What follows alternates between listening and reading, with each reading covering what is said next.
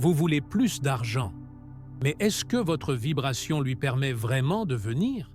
Peut-être que cette question vous met un peu mal à l'aise. Et pourtant, c'est le point de départ le plus honnête lorsqu'on parle de prospérité spirituelle. Car avant de regarder votre relevé bancaire, il faut regarder à l'intérieur, vers votre vibration silencieuse, celle qui continue à opérer même lorsque vous ne prononcez aucun mot. Neville Goddard nous rappelle que tout ce que nous appelons réalité, y compris la réalité financière, n'est qu'une projection de notre état intérieur. Cela signifie que vous n'avez pas besoin de conquérir l'argent. Vous avez besoin d'assumer l'état de celui ou celle qui vit déjà dans l'abondance. Et cela ne se produit pas par un effort extérieur, mais par une acceptation vibratoire. Le Dr Joe Vitale souligne également un point crucial. La plupart des gens disent vouloir de l'argent, mais portent en eux des croyances profondes comme « je ne le mérite pas ». L'argent n'est pas spirituel ou « c'est trop difficile à obtenir ». C'est comme s'il existait en soi un aimant, mais polarisé à l'envers. Vous pensez attirer, mais votre vibration repousse. Peut-être êtes-vous en train de vivre exactement cela. Vous travaillez dur, vous essayez de manifester, vous visualisez. Et pourtant, l'argent semble vous échapper entre les doigts. Si c'est le cas, respirez. Cette vidéo est une invitation à transformer cela de l'intérieur vers l'extérieur. Ici, vous allez découvrir une méthode spirituelle en 3 étapes, inspirée des enseignements de Neville Goddard, Joe Dispenza et d'autres maîtres de la conscience créatrice.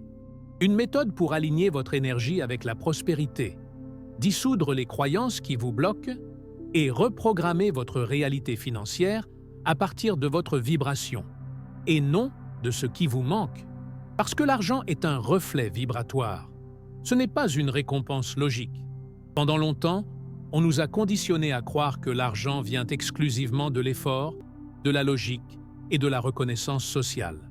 L'équation semblait simple, plus de travail, plus de résultats. Mais cette croyance, bien que dominante, ignore une vérité plus subtile et plus puissante. Neville Goddard enseigne que la réalité se façonne à partir du sentiment que nous portons comme étant vrai. Cela signifie que l'argent n'apparaît pas à cause d'un mérite déclaré, mais par cohérence vibratoire. En d'autres termes, vous ne manifestez pas ce que vous désirez rationnellement, mais ce que vous croyez et ressentez comme étant réel à l'intérieur de vous.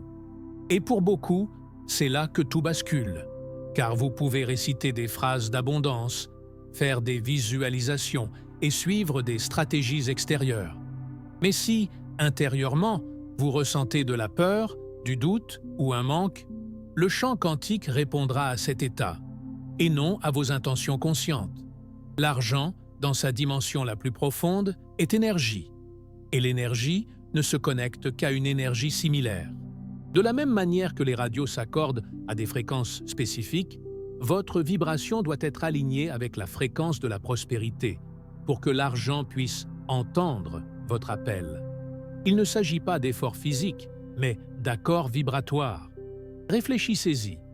Combien de fois avez-vous tout bien fait et malgré cela, vous n'avez pas obtenu les résultats espérés?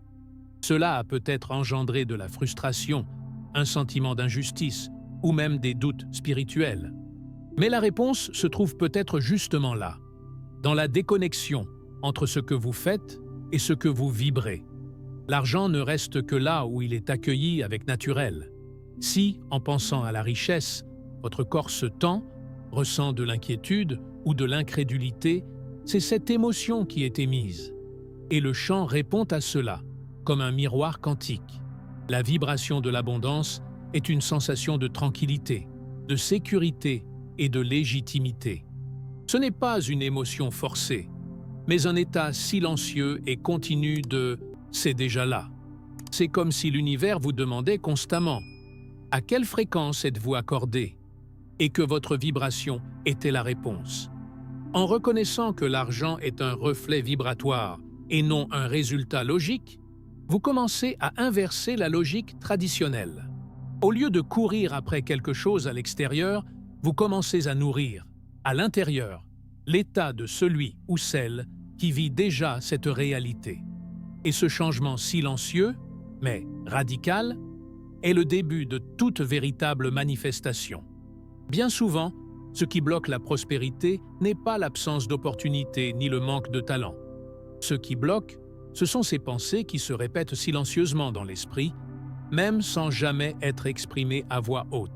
Des croyances telles que « l'argent corrompt »,« je suis pauvre mais honnête »,« je ne suis pas fait pour ça »,« ceux qui ont de l'argent souffrent davantage » ou « je n'ai pas la tête pour ça » sont des phrases qui ont pu être entendues dans l'enfance, absorbées de la culture, de la religion ou encore de traumatismes passés.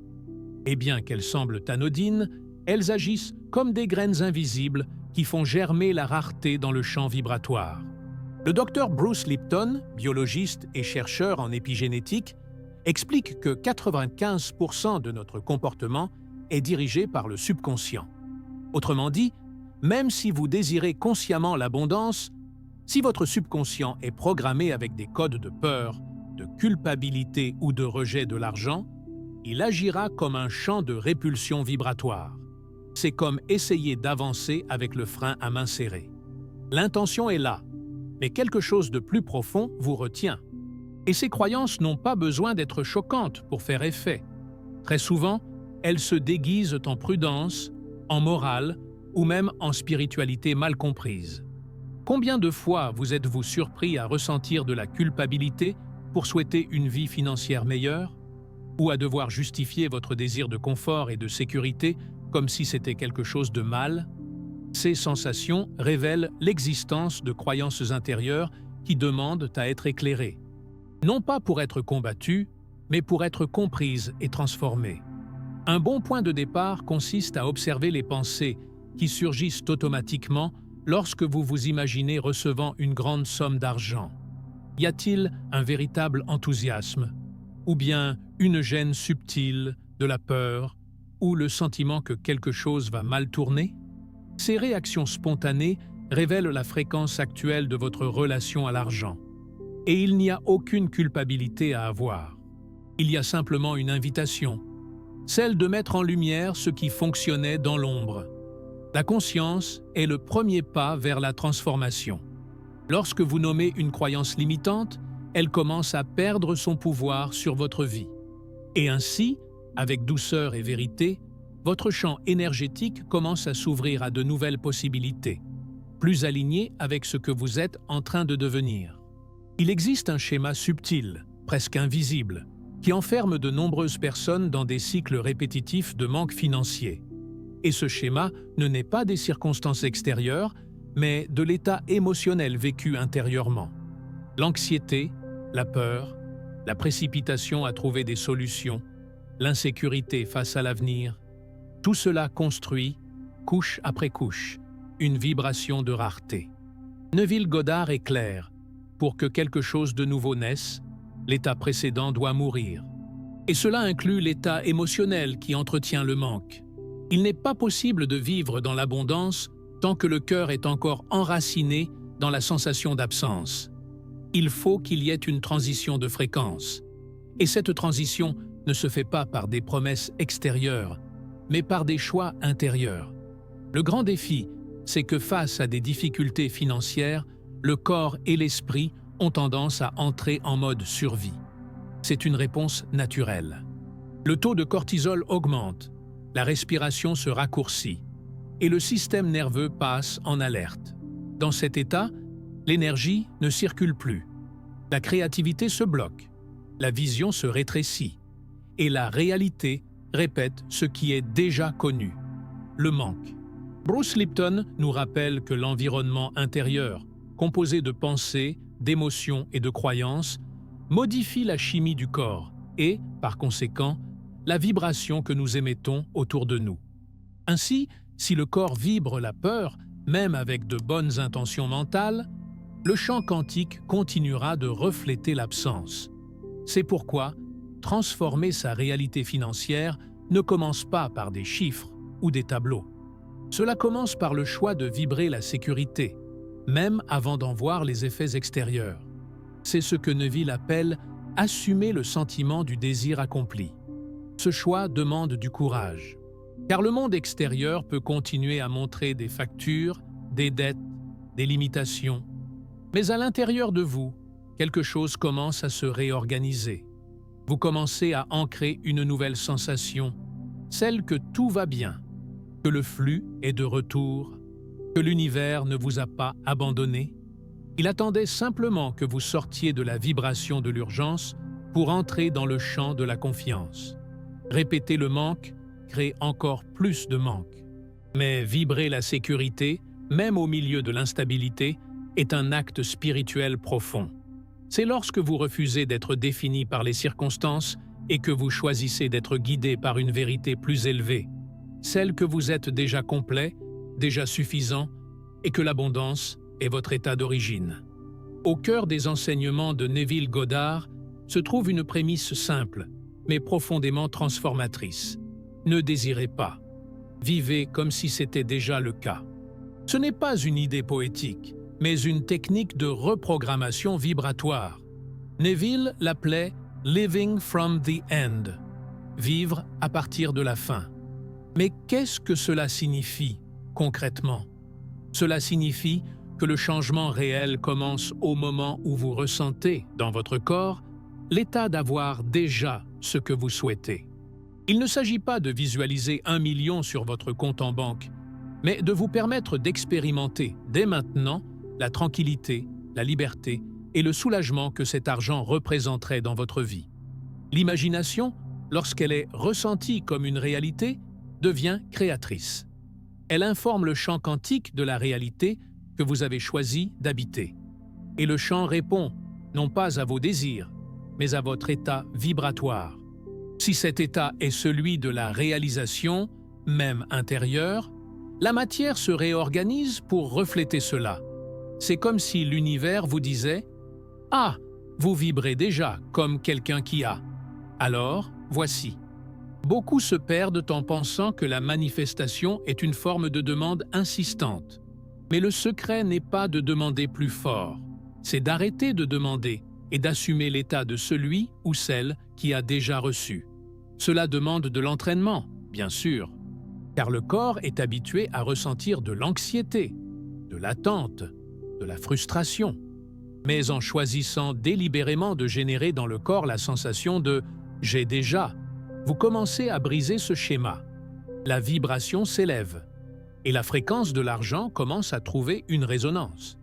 Il est possible, à cet instant même, de fermer les yeux et de s'imaginer en train de vivre une réalité d'abondance. Ressentir la paix, de ne plus avoir à s'inquiéter. Écouter le silence intérieur là où, autrefois, régnait l'urgence. Respirer comme quelqu'un qui se sent en sécurité. Et sourire comme si l'on savait que l'on est déjà arrivé, même si, à l'extérieur, rien n'a encore changé. C'est le premier pas, le plus essentiel, car tout ce qui vient ensuite ne sera que le reflet de cette nouvelle identité vibratoire. Lorsque vous vibrez « j'ai déjà », l'univers comprend qu'il n'y a plus de résistance. Et l'abondance, enfin, trouve un foyer où elle peut s'installer. Il existe un piège subtil dans l'esprit humain, la compulsion à vouloir contrôler le chemin. Lorsqu'il s'agit d'argent, ce piège devient encore plus fort. L'esprit veut savoir le comment, le quand et le d'où. Et ce besoin de contrôle, bien qu'humain, bloque le flux naturel de la manifestation. Dans le champ quantique, ce qui compte, ce n'est pas le plan, c'est la vibration. L'univers n'a pas besoin que vous lui fournissiez un itinéraire précis. Il répond à votre fréquence et non à votre anxiété. Désirer quelque chose intensément tout en s'inquiétant du chemin crée une énergie de tension. Et cette tension empêche le champ de se mouvoir librement. Neville Goddard enseignait que la véritable foi, c'est l'abandon. C'est lorsque vous cessez de vouloir forcer la manifestation et que vous commencez à faire confiance au fait que l'invisible est déjà en mouvement pour vous. Cet abandon n'est pas une forme de passivité, c'est une confiance vibratoire. C'est l'acte conscient de dire intérieurement « Même si je ne sais pas comment, je sais que c'est déjà fait ». Joe Dispenza explique que le passage des possibilités quantiques à la réalité concrète s'opère lorsque le sentiment de certitude devient dominant. Autrement dit, lorsque vous cessez de vivre dans l'attente et commencez à vivre dans la certitude, même sans preuve extérieure. Une manière puissante d'ancrer cette confiance est de remplacer la question angoissée « Comment cela va-t-il se produire ?» par une affirmation vibratoire « Et si c'était déjà résolu ?» Ce simple changement de perspective apporte un soulagement immédiat. Le corps se détend, l'esprit ralentit, le cœur s'ouvre à l'action de l'invisible. En dissolvant le « comment », vous quittez le champ des limitations pour entrer dans celui des possibilités infinies. Vous cessez d'imposer des règles à l'univers et commencez à collaborer avec lui. Et, dans cet état, l'argent peut apparaître par des chemins que votre esprit n'aurait jamais pu imaginer. Car il y a désormais de la place pour que le miracle quotidien se manifeste. La confiance vibratoire est la deuxième étape, et peut-être la plus exigeante, car elle demande de devenir intime avec l'inconnu. Mais c'est justement dans cet espace sacré, entre le désir et le contrôle, que la véritable magie de la manifestation se révèle. Les mots sont des semences, et lorsqu'ils sont prononcés avec une émotion authentique, ils deviennent des codes vivants qui activent le champ vibratoire autour de nous. Neville Goddard le soulignait. Le mot prononcé avec sentiment est une semence fertile dans le champ de la création. Ce n'est pas la répétition mécanique qui transforme, c'est la présence émotionnelle qui accompagne l'affirmation. C'est pourquoi, lorsque vous utilisez des affirmations pour reprogrammer votre réalité financière, ce qui compte le plus n'est pas la quantité de répétitions, mais la qualité de la vibration avec laquelle elles sont dites. Des affirmations telles que « Je suis un canal naturel de prospérité » ou « L'argent circule vers moi avec légèreté et constance » ne provoquent de transformation que lorsqu'elles sont prononcées comme une vérité ressentie. Lorsque vous les ressentez dans votre corps, comme si elles décrivaient votre état actuel, non pas comme un souhait lointain, mais comme une reconnaissance intérieure. L'esprit peut résister au début. Une voix peut surgir et dire « Mais ce n'est pas encore vrai ». Et c'est normal. L'affirmation n'est pas une négation de la réalité extérieure. Elle est une invocation vibratoire d'une nouvelle réalité intérieure. C'est votre décision d'aligner votre être avec ce que vous choisissez d'incarner, même avant de le voir. Bruce Lipton explique que le cerveau, lorsqu'il répète une nouvelle idée avec émotion et régularité, commence à reconfigurer ses circuits neuronaux. C'est ce qu'on appelle la neuroplasticité. Autrement dit, votre biologie s'ajuste à votre spiritualité. Et le corps commence à se comporter comme si cette réalité était déjà vraie. En affirmant avec cohérence et émotion, vous dites au champ quantique « Voici la version de moi que je choisis de maintenir ».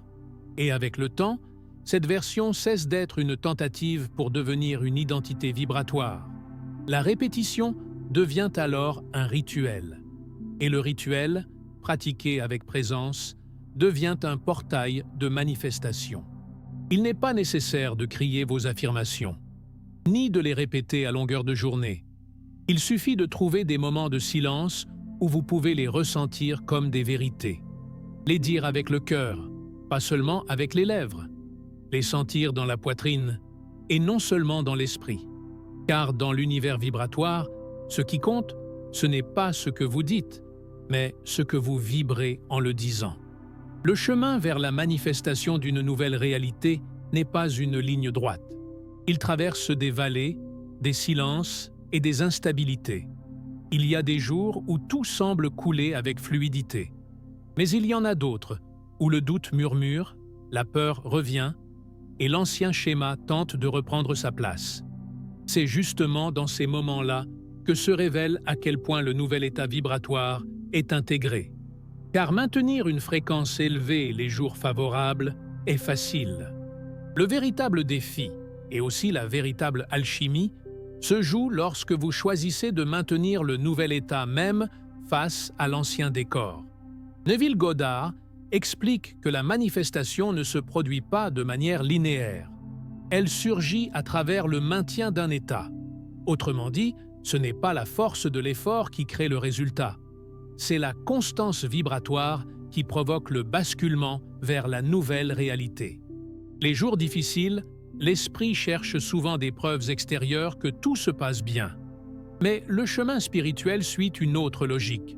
Vous vous ancrez dans une certitude intérieure, même lorsque le monde extérieur n'a pas encore changé. C'est un choix quotidien, une fidélité à votre nouveau moi vibratoire. Gregg Braden parle de la cohérence entre le cœur et le cerveau comme clé de transformation. Maintenir son état vibratoire, ce n'est pas prétendre que tout va bien. C'est entrer dans un espace intérieur de silence où la peur ne règne plus. C'est respirer profondément, fermer les yeux et se souvenir. Je suis déjà celui que j'ai choisi d'être. Et cette phase difficile ne définit pas ma fréquence. Pour cela, une pratique simple peut être intégrée au quotidien. Consacrez 5 minutes au silence. Asseyez-vous confortablement, respirez profondément et visualisez votre état final. Imaginez-vous vivant dans la paix, dans l'abondance, dans la liberté. Ne vous attardez pas sur les détails visuels. Concentrez-vous sur la sensation. Laissez votre corps ressentir que vous y êtes déjà. Pratiquez avec constance, cette routine devient une ancre vibratoire. Elle vous aide à stabiliser votre fréquence, même dans les turbulences. Et, avec le temps, les oscillations deviennent plus douces.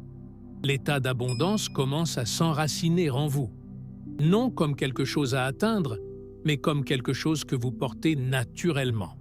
Maintenir son état vibratoire dans les moments difficiles, ce n'est pas nier la douleur. C'est la traverser avec conscience, en sachant qu'elle n'est pas une fin. C'est simplement le processus de dissolution de l'ancien, laissant place à la naissance du nouveau. Tout ce qui a été partagé jusqu'à présent pointe vers une vérité essentielle. Manifester de l'argent ne dépend pas de techniques extérieures, mais d'une transformation intérieure. Il ne s'agit pas de chercher la richesse à l'extérieur de soi, mais de devenir, de l'intérieur, une personne qui vibre déjà à la fréquence de la prospérité. Bruce Lipton nous rappelle que l'environnement intérieur, fait d'émotions, de pensées et de sensations, modifie la biochimie du corps. Et cela influence, en conséquence, la vibration que nous émettons autour de nous. Chaque pensée entretenue, chaque émotion cultivée est un message envoyé au champ quantique. Et ce champ, silencieusement, répond. Neville Goddard a résumé cela avec brio. Assumez le sentiment du désir accompli. Ne vous contentez pas de visualiser. Ressentez. Ne désirez pas. Vivez comme si vous aviez déjà. C'est dans cet état que l'invisible devient tangible. C'est à ce moment-là que ce qui était potentiel devient matière. La transformation de votre réalité financière ne commence pas par un changement de carrière, un business plan ou un bon investissement. Elle commence par un changement d'état intérieur. Car lorsque vous modifiez ce que vous vibrez, tout ce qui vous entoure commence, inévitablement, à se réorganiser. Et pour conclure, une métaphore. Imaginez que l'argent est comme un oiseau sensible, qui ne se pose que là où règne la tranquillité. Si vous courez après lui, il s'effraie et s'envole. Mais si vous vous taisez, vous alignez, vous vous asseyez dans la paix et permettez à l'instant d'être plein, alors il s'approche. Il reconnaît la sécurité de votre vibration. Il sent qu'il peut se poser là. L'argent ne vient pas parce que vous courez après lui. Il vient lorsque vous cessez de fuir qui vous êtes vraiment. Vous n'avez pas besoin d'attendre un signe extérieur. La transformation commence maintenant, par un choix, celui de vivre, vibratoirement, comme quelqu'un qui est déjà prospère. Même si rien n'a encore changé à l'extérieur, tout a déjà commencé à changer à l'intérieur. Car la véritable abondance n'est pas ce que l'on possède, c'est ce que l'on est. Aujourd'hui, cessez d'attendre l'argent. Commencez à vivre comme si vous étiez déjà prêt à le recevoir.